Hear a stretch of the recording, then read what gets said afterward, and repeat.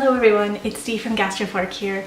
Today I want to talk about something that is near and dear to my heart, which is blogging. I get a lot of questions about how to start a blog, how to kind of grow your blog, how to pitch to different PR companies or companies in general.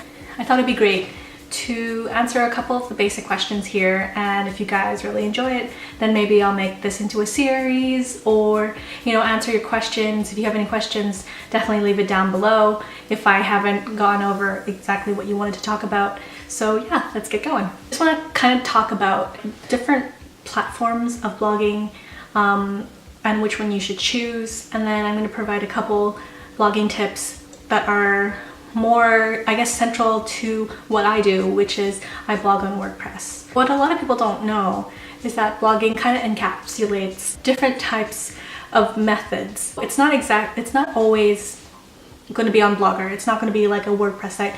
You can microblog on Instagram, which is what a lot of people do, where they take pictures and they describe it in the little description box down below. Your blog could live on Tumblr, or you can video blog like this, or you can just have a traditional blog that's on, like I said, on WordPress, on Blogger, those types of blogging platforms. From there, that is your first decision, and I think the best way to really decide what is right for you, your budget and your strengths. Let's start off with strengths. Are you a good photographer, or is photography something that you want to work on, or are you a good writer?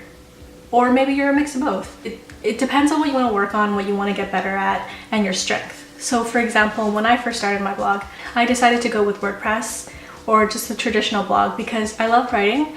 I like to write fairly colloquially.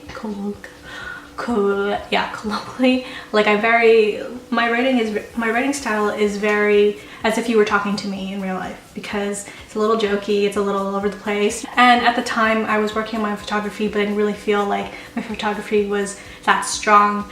Also, I believe during that time Instagram wasn't around, so it wasn't like a platform for me to start my own blog, because again, like, I'm not a very good photographer. I'm getting better at it every year. It's not one of my strengths. So that's why I chose WordPress. But if you feel that you are a better photographer and you're not very good with your words, or you would rather focus on your photography, I would definitely recommend doing Instagram. Of course, you can always do WordPress as well and just kind of make your site more image heavy. That's fine too. But realize that it might not mean too much to you, but if people are searching for you online, it's going to be really hard for them to find unless you've got all the basics covered when it comes to image on a WordPress site. And it's kind of like this huge thing that maybe I should talk about in future videos, making sure everything's optimized, but it is such a huge topic. It's not something I can cover right now. But yes, let's continue on with this. Another point to kind of think about is your budget. If you don't have $70, because typically that's how much it costs here in Canada to host it, and then your domain name, I don't remember how much it is, but I believe it's between $20 to $25. So if you don't have $100 every year to put towards blogging, it might not be a thing for you to have your own website right away. Certainly there are free programs and free blogging platforms, like Instagram obviously is free. WordPress is also free, Tumblr's free. The only reason why you'd want to pay more is something that I'll talk about later on in the video. Looking towards the blog angle, there are a couple different blogging platforms, and I can't really say one is better than the other. I prefer WordPress, and it's because I know how to do a little bit of coding so that I can kind of make my website the way that I want it to look. I also like the customizable features. I've never really used Blogger before. I use Tumblr, but I like the fact that you can move things around and like you can change things a lot on WordPress. There's also Squarespace. They're pretty good too, especially if you're starting off and you don't really know a lot of coding. Their drag and drop option is really cool. I really like it. And a lot of their themes are very beautiful and clean and modular, so it's good in that respect. But with Squarespace, you do have, I think it's not yearly. No, it's not yearly. It's a monthly charge. So there's a monthly charge, and I think it's $7 to $10. I'm not entirely sure. Let's look. I'm a little sniffly because it's allergy season. According to the website as of today, a personal website is going to cost $12 a month, or billed annually. Yeah, so it's $12 a month billed annually, or $60 month to month, and it comes with a whole bunch of things here. But to me, like, I still think it's cheaper.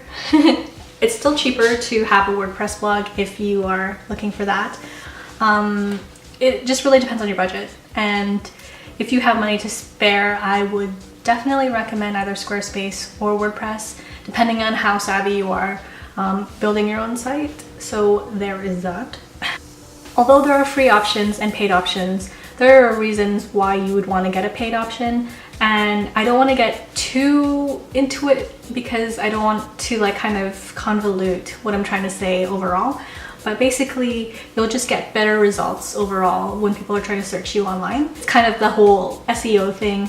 If you have your own domain, and like, say for example, Gastrofork, people can find me right away. They'll find my website right away. It's probably, I think it is on the first page of Google. I'm not entirely sure, because obviously when I search things, it'll customize towards my needs, right? So I believe it is on the first page though, and that is without any Google ads, because I refuse to buy ads. That's one reason. And then the second reason is something I had mentioned before, which is that you can customize your blog.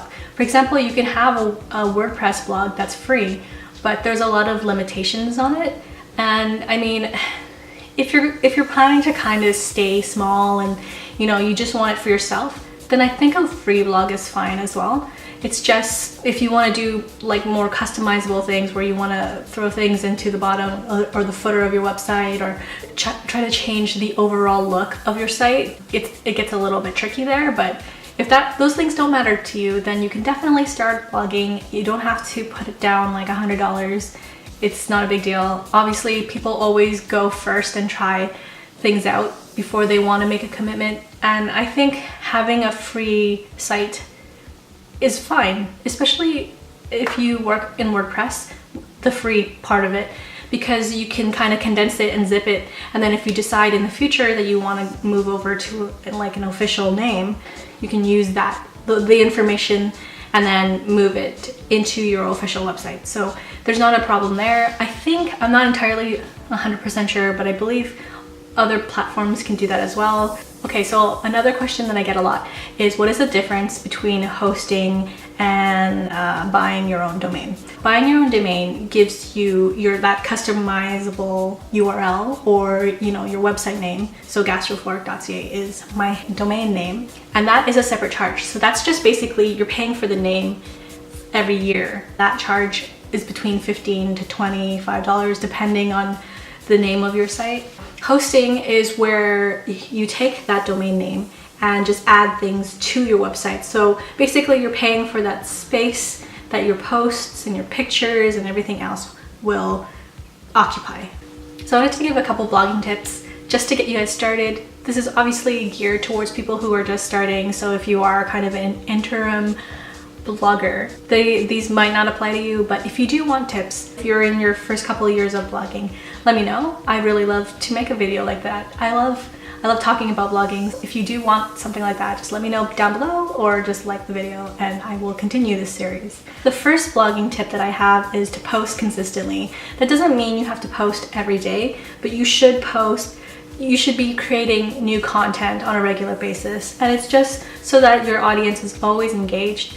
And the reason why you want to keep content fresh is that people will have something to come back to on a regular basis, and people will remember that, oh, Dee's probably gonna drop a video on Thursday or whatever, It kind of creates this familiarity with your audience, and they know when and what to expect from you, which is good. It also helps. I'm not entirely sure how it works with YouTube because I'm still trying to learn the YouTube game, but it also helps tremendously if you do post on a consistent basis on WordPress or on your own site, because that way Google's like, hey, this site is super active. Let's keep it closer to the front of Google, so when people are searching for things, then they can find you.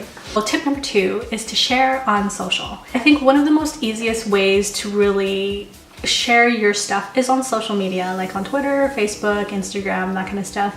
And it's more of a, I think that Instagram and Twitter is probably the best way to do this, but it's more of a discovery for people to find your work and link to your website. And I noticed when I look at my analytics, a lot of my hits, other than random searches, is coming from social. So social is a big key and big part of blogging.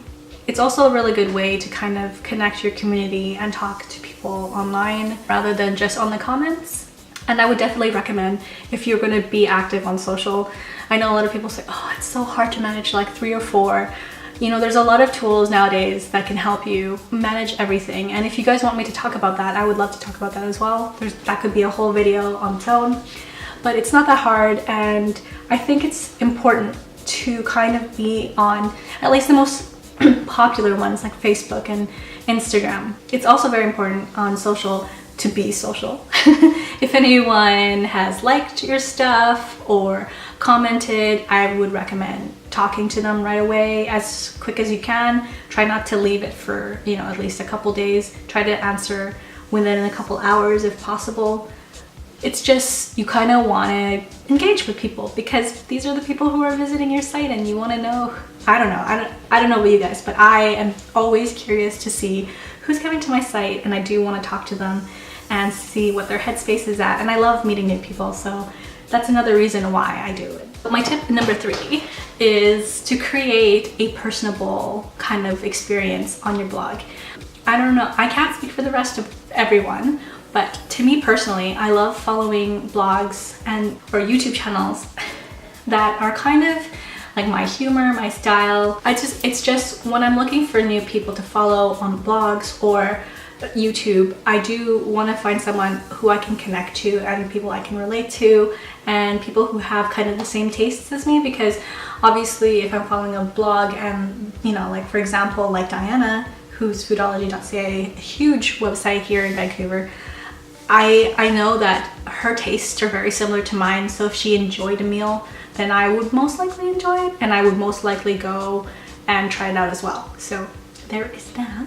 Tip number 4. I know a lot of people say, you know, find your niche, know exactly what you want to do, stick to that, be like that one unique blogger who does that. But let's be real, there's just so many bloggers, vloggers, and people creating content, which is amazing. I think when you're starting off, I think the best thing to do is to be adventurous and to try different things, see what sticks and what doesn't, what you like talking about, the things that interest you, and kind of just go from there.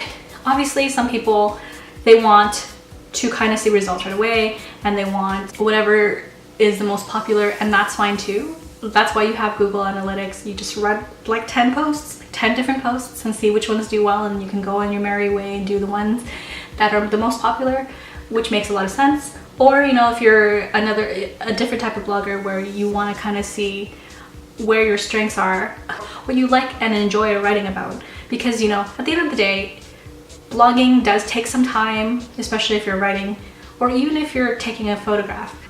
And it has to be something that you love and you're passionate about, because otherwise it'll turn into a job, which is not what you want it to do. Definitely, I would recommend trying out different things, see what you like, you know, and then eventually you can figure out what your niche is, and maybe you don't. Who knows? Because I honestly don't know what my niche is, because like I like different things. Like, I'm not going to be a high-end blogger who's going to talk about the most expensive meal I've ever had. I'm also not going to be the blogger who's going to talk about deals around the city consistently. Like, I kind of fall in between, where I do appreciate a really nice, expensive meal, and I do appreciate you know, the cheap ones, because that's life, and that's kind of who I am, where I just kind of bounce back and forth between those two categories. For example, as a travel vlogger or a travel blogger, it's not like I'm gonna go stay at a 5-star resort all the time, because clearly I don't make that much money. And like, not for the most part, like I won't do a lot of budget traveling, because like I'm just in between again, and that's fine. you don't have to be one or the other. That's the joy of creating your own content. You're not answering to someone and having to write the same thing over and over again. It is your blog, it is your Instagram, you can do whatever you want with it until you can find out what your passion is. So I would definitely recommend doing your own thing because that's what matters the most. My last tip for today, tip number 5, is to get to know other bloggers in your niche or in your community. Before I started, there were a couple of blogs that I kind of followed and I really enjoyed, and I thought kind of really resonated with me in terms of writing and how they felt about different restaurants. I think the important thing with those blogs that you look up to or blogs that you enjoy is to leave comments so that you can have a conversation with that person. And you know, if you're lucky enough, you get to meet them in real life and hang out with them, and it's just an amazing time. It's like you're building up a community, and it's a community of like-minded people for the most part, and it's great. And I love, for me personally, it's one of the things I love. There's a lot of times where I go to media events and I kind of dread it because I don't really know who's going, or I just don't think it's going to be something that I'll enjoy. But then when I walk through the door and I see people that I know from the blogging community, which is very small here in Vancouver, by the way, we know each other, like a lot of us know each other, I instantaneously do not feel kind of awkward because obviously I am an introvert. I instantaneously feel better because my friends are there, some of my friends are there, people I know, people I haven't seen in a long time, so I get to talk to them, catch up with them. So overall, it's a really good experience. It's always good to know your community. You never know what opportunities come from it as well. So I would definitely recommend talking to people in your community. Something that's been in the back of my head recently is that we're a community. We're not here to compete with each other. We're here to kind of lift each other up. And that's exactly what bloggers should do, and vloggers and everyone else, because we're all in this together. It's not like I'm trying to compete with anyone. I am here. I'm here to just have a good time, meet people, and share my experience. So I hope that a lot more people think that way. I think most people think that way. I hope most people think that way. I want to talk about pitching, you know, PR companies and brands. Since I do work in that field, it is something that I know a lot about. You know, media kits, you know, more blogging tips and tricks, how-tos, again, like a couple things I mentioned previously in the video. But I want to see what you guys think about this, whether I should or not, because I do have a lot of experiences that I do want to share. It's just if it's relevant or not and something you guys want to see. I would definitely love to make a series about this and maybe even invite other bloggers to come in and talk about their experience, because you're getting my experience, but I feel that other people can contribute to the conversation as well. And I do want everyone to be a part of this again, because it's not something that's secret, and the way that I do things versus how like my other blogger friends do things might be completely different, and that's fine because different things work for other people. So I would love to have them on here to talk about that stuff too. If you guys are interested in that, let me know. But the best way to let me know that you enjoy this type of content is definitely leaving a like. If you don't want to leave a comment, I know a lot of people like to just kind of because I am guilty of it too, but I know a lot of people just like to watch a video and not really leave a comment, and that's fine. But if you do have suggestions or tips or things you want to see in terms of blogging or vlogging, etc., definitely leave me a comment. Or if you don't want to, just leave a like, and I will know that you guys want to see more of this kind of stuff, which is cool because I love talking about this stuff, obviously, because I'm rambling on. Hit me up here. You can hit me up on Twitter, Facebook, Instagram, like anywhere, and I will answer your questions. Thank you guys so much for watching. If you like the video, again, give it a thumbs up. And if you're new to the channel, subscribe for more great content. I will see you guys on Sunday. Bye.